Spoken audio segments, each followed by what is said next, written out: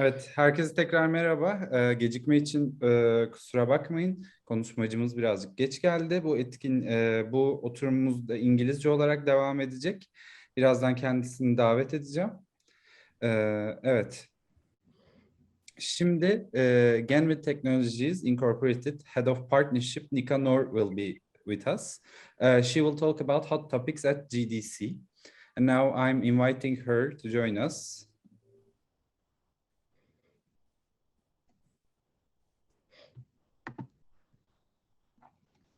Hello, welcome. Good morning, how are you? I'm super fine, and you? Awesome, thank you for having me. Thank you for joining us. You can start when you're ready. Awesome. Welcome. Well, for me, good morning, and I know for you it must be a little bit later. My name is Nika Nour. I'm actually currently at the Game Developers Conference. As you can hear by the sound of my voice, it's been a long week of conferences, meetings, networking. And I really appreciate the Indieway online business ecosystem for having me here today. My name is Nika Nour. I'm the head of partnerships at Genvid Entertainment. I run all of our relationships with major IP holders. I work with various developers, and I've had a history of working with a variety of game developers throughout my time in the games industry. As head of partnerships, I've previously also been the executive director for the IGDA Foundation, a global nonprofit that actually supports many game developers across the globe, including the Middle East. And prior to that, I was actually a video game lobbyist working on video game policy issues, legal issues, and regulatory reform in the United States. I wanted to talk a little bit about what's going on at GDC this week. It's a very interesting year for the conference. I would say the organizers have done a really great job, actually, of bringing people together in this way. A lot of people are learning how to interact again in person, but also run a hybrid and virtual component. The show floor, in terms of the expo, has a lot of various booths, including skills, people talking about services, art outsourcing. But really the crux of GDC this year has been actually really understanding how we network again, build relationships, and actually reinvigorate as an industry to make connections. The interesting part about running a conference, especially since we're at an online conference now, is learning what the future of deal making is going to be in the games conference space. So when it comes to especially the topics at GDC, there's three areas that people are really focusing on when it comes to a hybrid and in-person, a hybrid online and in-person event. The first is especially jobs and resources for independent game developers. If you're an independent game developer and you are trying to figure out the access and affordability of GDC, the online option is great because you have a lot of speaking engagements and topics, but we're really learning that we have forgotten how to socialize as game developers since we've spent the last couple of years building games, creating resources, and doing Zoom calls. We're learning that in-person activity is really a different skill set, and it's a different level of conversation that we haven't had. And the number one thing that we're actually finding out at GDC is that everybody is hiring. There are more jobs now than there are resources and talent available. And so we're trying to figure out how do we access talent and hire them, and how do we figure out who's actually looking for a job, who's actually trying to build a game, and who's trying to find their talent and resources.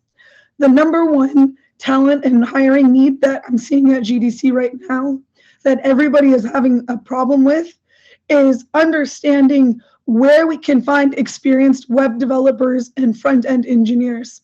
Right now, trying to hire full stack engineers or web and front-end engineers is a really difficult task. So much so that people are actually opening up their doors as companies to hire beyond the United States or hire beyond their company headquarters. So especially if you are an indie that is maybe looking for a full-time job while you're who's looking for additional work or contract work on top of maybe building your game idea, or you're building out your pitch, or you're trying to self-fund a project, now's really the time to start looking at work and trying to look at what companies are hiring for your skill set. On top of the hiring and the negotiations going on, we've noticed that there's also been an influx of independent contractors and freelance artists creating source work. And what I mean by source work is people who've formed companies to outsource development. And that ranges from art development to middleware companies, software companies, because gaming has now become much more interactive since the pandemic. As an example of this, for example, I work at Genvid. Genvid is a Miles company. Miles stands for Massive Interactive Live Events. We aren't a traditional game company where we build a game, ship it, you download it to Xbox, PlayStation, etc. We build interactive live events that are running 24/7 broadcasts live on the internet. So for example, we have Pac-Man currently available as a Facebook exclusive where people can do a 4-player co-op. And we're seeing that more and more games here on the show floor or at talks, if they're not coming out of major AAAs, if they're coming out of AAs or indies, there's more immersive elements coming to it. There's interesting game design that isn't all first-person shooters. And we're seeing a more kind of diverse ecosystem of what the future of gaming looks like. Another kind of interesting point that comes with this territory of what it means to run interactive gaming or look at emerging technologies in the gaming space is you're seeing a lot of conversations surrounding NFTs, blockchain, cryptocurrency. We're seeing a lot of smart conversations being had about what the future is and what the feasibility is of implementing new monetization standards and new currencies in gaming. And a great topic that was discussed last night, very late night, last night, was that people are maybe having a very North American point of view in terms of the standardization of what the future of NFTs and crypto looks like. But we're forgetting that in other countries, NFTs and cryptocurrencies can actually be modeled in a way that is helpful for people that are trying to break into gaming and break into the ecosystem if they don't have big companies like PlayStation, Xbox, or Riot Games available in their backyard. So what does that mean going forward? What is the future of gaming in that sense? It's a really complicated one. People are really still learning at GDC how we do business again and how do we open our doors abroad to larger audiences and bigger ecosystems. I mean, that's a great reason why I was excited to speak today, is because I do think the future of gaming is learning how we become as global in our business development as we are in our players. So we all understand that gaming, anybody can play. You have access in multiple countries, especially with web games. But we still haven't figured out yet how to hire abroad, how to work across time zones. And as we are trying to develop new ways or new game designs to implement in our gaming, we need to really understand what that means for the future of crossing the international borders in a digital way. And in that digital way, we look at a couple of resources. And I think that if you are, especially from what I've seen at GDC, if you are a game developer that is still, unable to travel because of borders, or if you have COVID concerns or restrictions, there are multiple resources that you should be involved in now if you haven't been involved before. And I will make sure to go into the Discord and post links to this later. The first is I encourage game developers that are building their own game or looking for more business development relationships to look into the International Game Developers Association Foundation. The IGDA, which is the International Game Developers Association Association, has many resources that actually talk about how you operate the legal expenses of your nonprofit, how you actually build and collaborate with other developers that are maybe trying to solve the same problems as you are. So joining a local chapter or starting your own where you are, community building is really important to actually building out your game or building out your business. And that's been one of the most important things we've seen on the ground, is that a lot of communities that met online are now meeting here in person on the ground and solving problems they've been working on since. So I really do encourage people, if you have been building your game in isolation, which is totally makes sense. It's been a difficult pandemic, especially if you have kids or if you have multiple jobs or you're just trying to figure out what you're going to eat for lunch. Joining a community sooner rather than later, especially online, is going to serve you when we start seeing more and more people coming back to the office. The second is really making sure that you're retooling your skills. And what do I mean by retooling your skills? If you have a consideration for business growth, it is really critical now more than ever to expand your skill set and grow those skills, because we are having a resource, we have a talent and resource drought. And what do I mean by that? There's different camps. One is called Code Coven, where you can go in and actually learn what the new techniques are, what new in-game mechanics are, or even how you solve for your web front-end issues or UX UI issues. That's another kind of resource that people are in dire need right now, is learning user interface and user design. People that are UI or UX designers are getting paid so much money right now and taken off the table, with companies counter offering them left and right. But we all know that we need user design and user design research in our game products so that we can actually develop a product that people want to play. So what I mean by that is developing your skill set. The broader you can expand your skill sets as a game developer, the better you're going to be off in the long run, not just for your business, but also for you as a game developer, as a person who is looking to succeed in this industry. We never know when the next kind of talent crisis is going to be, meaning where we are lacking resources. And the sad truth of the matter is that companies are more interested in hiring people that have 4+ years experience versus people that are fresh or a little bit more junior or out of college. And the reason why there is a talent need here that I'm seeing at GDC with a requirement of 4 years plus and a college degree is because companies had a hard time hiring fresher people or less experienced people in the pandemic, because to train and staff people in a remote environment is really, really difficult.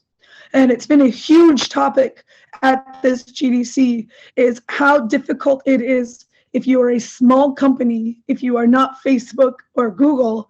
If you are a small company, we are having a hard time learning how to develop the pipelines to actually teach people to become employees if they haven't worked in the industry for a long time. So industry experience is something that has been really a concerted effort. And by concerted effort, I've just mean it's been a big push to get people as experienced as quickly as possible and getting them to diversify their skill sets. Because in an online environment, you can't just walk down to somebody's office, knock on the door, and ask them whether or not that creative prototype is in or not. And the more you understand somebody else's job, the better it is you can do your own. It's also been really interesting, this GDC. It is an older crowd than I'm used to. It's been a really busy event, which is fantastic. The energy is great. But the level of experience here, it is people who have been in gaming for a long time. And I believe one of the reasons for that is just the sheer affordability of San Francisco. Right now, game developers did not, whether they were concerned about COVID or The sad truth is some people, they don't have the means to just spend $5,000 of their budget to come to GDC and network when there's, always the possibility of cancellation, getting stuck in quarantine, not being able to go back home. So international presence here has been definitely more modest and more minimal than in previous years, for sure. We're seeing a lot of people here from Finland, from Colombia. We're seeing people from the Nordic countries. That's been a really interesting growth. A lot of people from Latin America and Latinx, but I'm not seeing the representation from the Middle East or different parts of Europe that I've seen in the past. On the show floor, I'm not seeing big delegations of Australians or individuals actually representing their countries and representing their resources that are available. And that's been kind of a shock.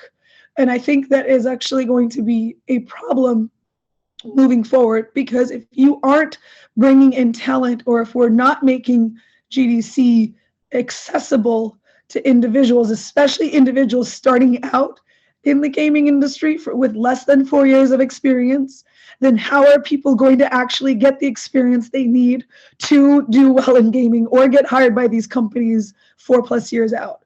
And that's been one that's been really interesting. So if you are someone that has not had the availability or the chance to come to GDC, whether it's resources, COVID, or you're not ready to go outside yet, or it's just very expensive, I recommend a couple of things. Definitely beef up or reinvigorate your LinkedIn. LinkedIn is a huge resource and a communication tool that people are using on the ground. Most people here don't even have business cards because we have forgotten that we needed them. And LinkedIn is a primary platform where people are looking at the growth of their businesses, discussing what is going on. And that's where opportunities truly are right now in gaming, especially for the rest of the year, because there will be no E3 and people will still be running virtual conferences. So Zoom fatigue is real. Being online and being on LinkedIn is real. My hands hurt from carpal tunnel. I haven't texted this many people in years. But I highly recommend that you start looking at what are the needs for either me as a game developer or for my game and business, and start looking for people on LinkedIn now and building those relationships virtually, so that when you do end up at an in-person event, especially one like GDC, you want to have a relationship with someone before you get to the conference. You don't want the conference to be the first time you're introducing your product or introducing your agenda, whether your agenda is to look for a job, whether your agenda is to learn more about the sessions and the topics and listen to the speakers, or if your agenda is simply to figure out what your next growth phase is, especially when you're looking for funding. So what's been really important at these conferences, at GDC, is making sure that you have touch points built and that you have a strategy going into these conferences, whether it's to learn or to network. I will see if I need to pause if there's any questions or anything I can answer. Otherwise, I'll keep going. I think... Nika, there's one question. I'll read it to you. Do you really believe Metaverse NFT has valuable future for games? Great question. So I do believe in the Metaverse. We are a Metaverse company. I believe that the future of gaming is in high quality produced interactive events. I think that as people age, there's a difference between finding the time to sit and play a 300-hour game or being part of an interactive experience where you can pick it up and put it down. And participating in games, participating in games versus being an active gamer in the Metaverse, I think there's just a lot more interesting things we can do. And there's more interesting design and creative outlets we haven't seen before. We can also look at various intellectual properties and our favorite franchises in new ways, in new lenses, in new interactivity. For example, as a company, we just announced that we're putting out our own massive interactive live event on The Walking Dead. And I think the beauty of the metaverse is we can take some of our favorite stories and our favorite narratives and design for an audience in a new way. We can also design for a more accessible audience in terms of the metaverse. We have to remember, not every country has access to all the games that are on the market. Some people don't have access to PlayStations at all. Some people don't have access to consoles at all. Not even just because, consoles or games aren't maybe sold in that country, whether it's due to sanctions, whether it's due to whatever laws or regulations are there. It's also because we have a shortage of hardware, right? Like consoles are sold out. We don't have chips to actually make these products. And so I think on top of the game design and the narrative, the fascinating part about the metaverse is that the metaverse allows for a more accessible way of gameplay. In terms of like the aspect of NFT and crypto, I'll be honest, as a personal, not even as an employer's view, I think right now NFTs, there's a lot of people interested. There's a lot of money in it. And that's why we're seeing a lot of this at GDC, people that are taking large chunks of change because they can get a quick investment. But the truth is, I think that a majority of game developers don't really, and not just game developers, a majority of people, I think people haven't quite understood what NFTs are and what NFTs mean. And the problem we are having with things like talks about the metaverse or talks about the NFTs is that people are giving definitions and meanings that aren't really true definitions of what a metaverse means or what an NFT is. And so I do believe that, going full in on being a true metaverse company or a true metaverse game, if you are smart, if you are designing in a smart way, if you are thinking about it, if you are going to talks and listening and getting good advice, I think that is the future of gaming. That's an emerging technology that we should be investing in. But in terms of kind of looking at NFTs and blockchain, et cetera, I am very cautious. I'm very cautious because I have not seen proven models of success that are scalable for wide use. And I also get cautious when people are using tools that they don't understand. I'm not a big fan of jumping onto wagons or hype trains or doing something just because everybody else is doing it or just because there is a sudden increase of funding in it, because that is not good business for the long run. If you can, you'll do well in the short run, but then what do you look like as a person, or what does your company look like in 5 years or 10 years when that fad isn't there?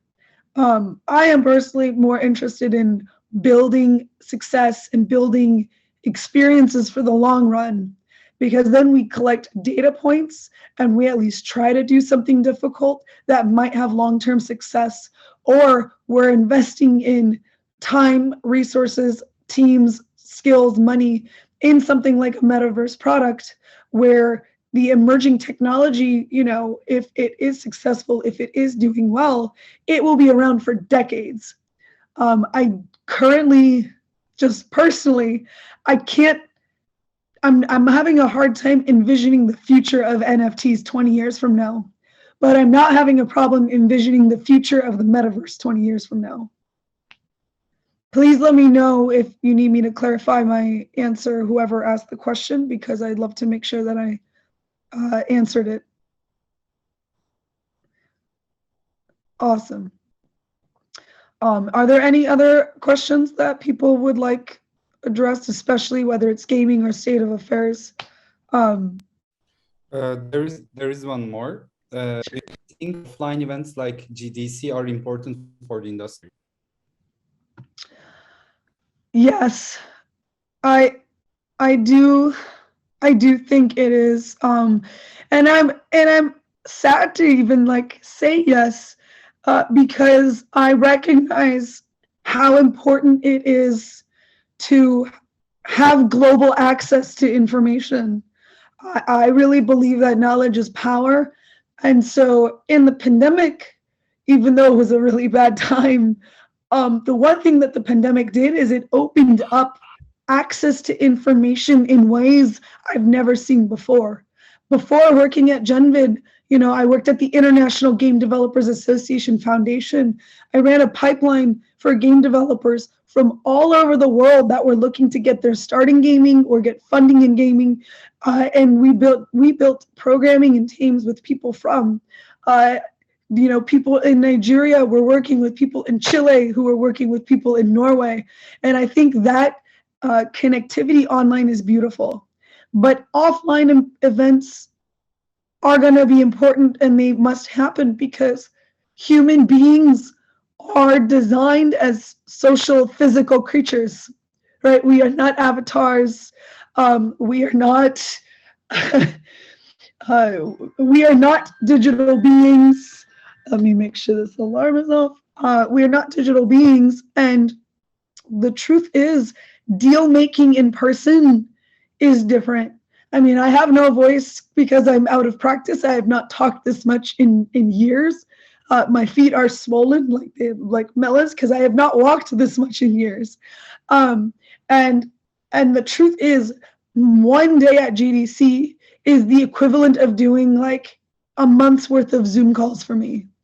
And so I think in-person events are important because, and it makes me sad to say, but because there are nuances, there are small details and social cues you get from in-person meetings. It's hard to brainstorm with somebody you just met over Zoom, but it's easy to brainstorm and talk shop when you're having a beer or when you're having a Coke, because that's how we interact as people. And it's been interesting because even for events like GDC, we are learning how to do that again. This is a very awkward GDC. People have not interacted with people in a long time. And especially if you are a female developer or somebody from a marginalized community, this is a very difficult industry to navigate. This is a bit of a toxic industry. Harassment is still prevalent and unfortunate. But we have built tools. I have WhatsApp threads with people where we keep each other safe, where we look out for each other. And what's interesting is we are doing in-person events differently. What do I mean by that? Well, we've learned from Zoom that we can connect with people and actually have beautiful conversations with game developers we never met. And so, for example, we created a helpline from the Games Industry Gathering Group where 150 people, if they ever needed anything, whether they're stuck alone outside or somebody's being creepy to them at an event, people will post, "Hey, I need this. I need this help. Can somebody help me?" And I've seen everything from an international individual here who couldn't process the payment of their Uber or their cab, have a stranger actually book an Uber for them so they can safely go home.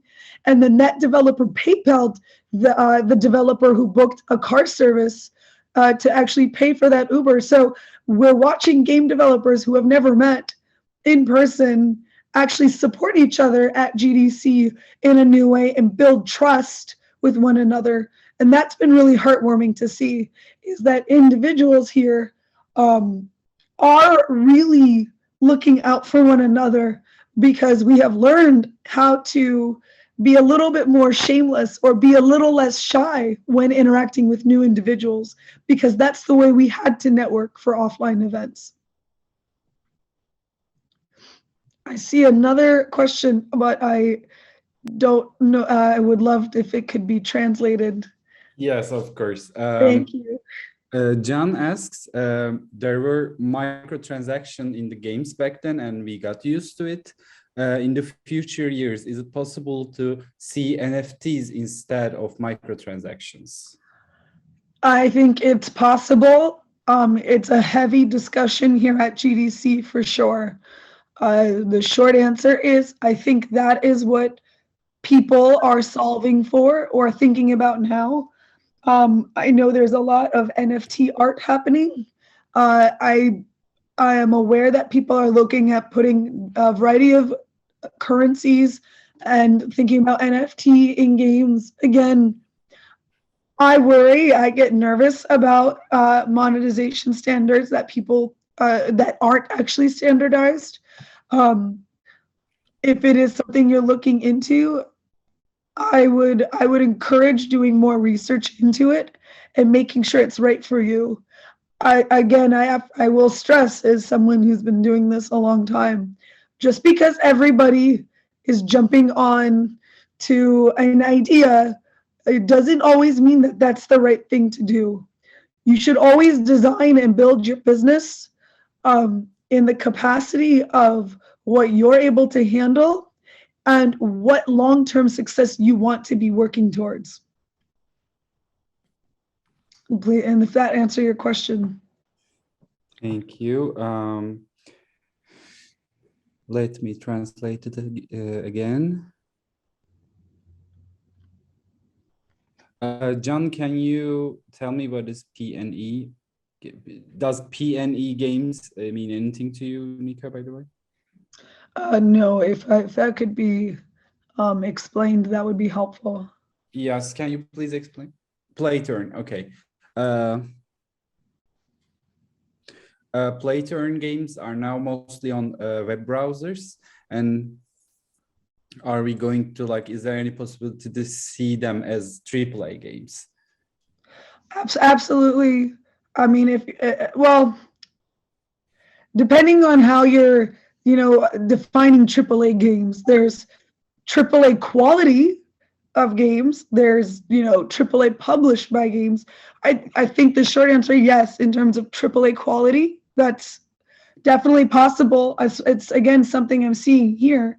People want to build high quality, beautiful experiences in games that aren't necessarily your traditional downloadable content, download to console, download to, or buying the Switch cartridge for your Nintendo.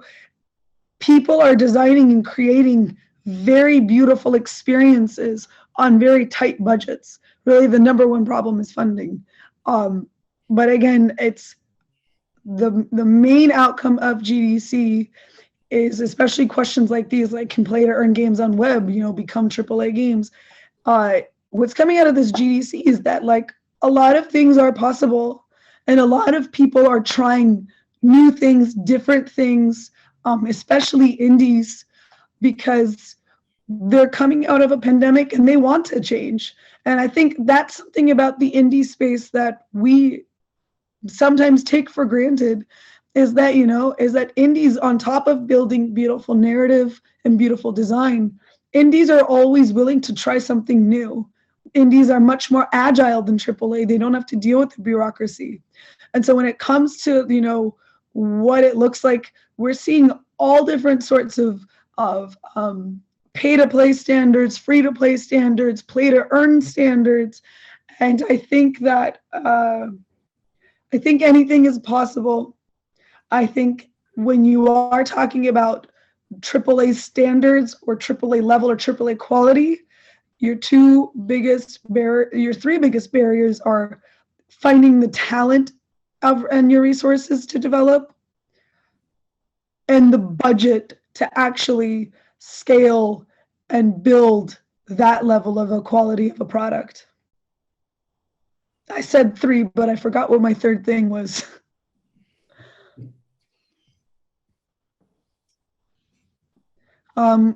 Someone did ask where we can find GDC's Discord link. That's a great question. I am not aware of GDC having a Discord link. If they do, I probably should use it. And they probably have one if for the virtual portion.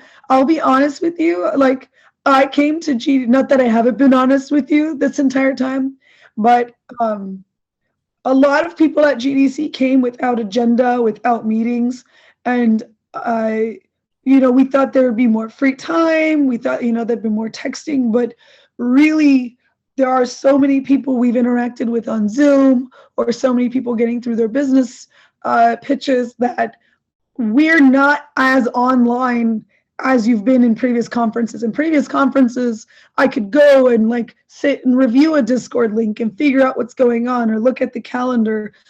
I haven't even had an hour just to go to my hotel room and do my emails. Like, I've been up every day from 6 till 2, 3 in the morning. And I think part of the way we're communicating at this GDC is we react almost like we're afraid the world's going to shut down again. And so we're trying to get all the meetings in, and it's been actually difficult to keep up with work, because I don't know when the next time I'm going to run into Sony. It's really hard to get very senior people at Sony to do a Zoom call with me. So in terms of a Discord link, even if there is one, people that are mission focused, agenda focused, or coming here with a purpose don't have time to get into LinkedIn channels. If you're looking for, a Discord link because you're looking for a talk or access, I'll say that I don't love the hostility or the toxicity that comes with Twitter, but GDC Twitter is a good way to kind of see what kind of conversations are happening, what the dialogue has been for the last few days. There's jokes happening. So even though we're here in person, there is almost a second life and a second conversation about the live event that is happening live on Twitter. So I almost recommend reviewing what the tweets have been for the last few days versus trying to jump into a conversation on the last day of the conference. I hope that answered that question as well. Yeah, thanks a lot, Nika, for joining us today. We are out of time, but it was nice to learn. I think we learned a lot from you, and thanks for sharing your experience of GDC. Yes, thank you. And again, apologies for being late, and thank you so much to the Indieway conference for having me. I think this type of work and these kind of conferences are still important to have, even as in-person conferences come back, because we need to continue to share access and knowledge and network online. It's almost as important as it is offline. If anybody needs anything, please do add me on LinkedIn and send me a message. I probably won't get to it till over the weekend because I have to now pack up my hotel room and go to our booth. But please don't ever hesitate to reach out to me on Twitter or LinkedIn, or let me know if there's something you need help with, if I can redirect you to a resource or an organization that maybe can solve what you are trying to solve, a problem you have, or if you're looking for work.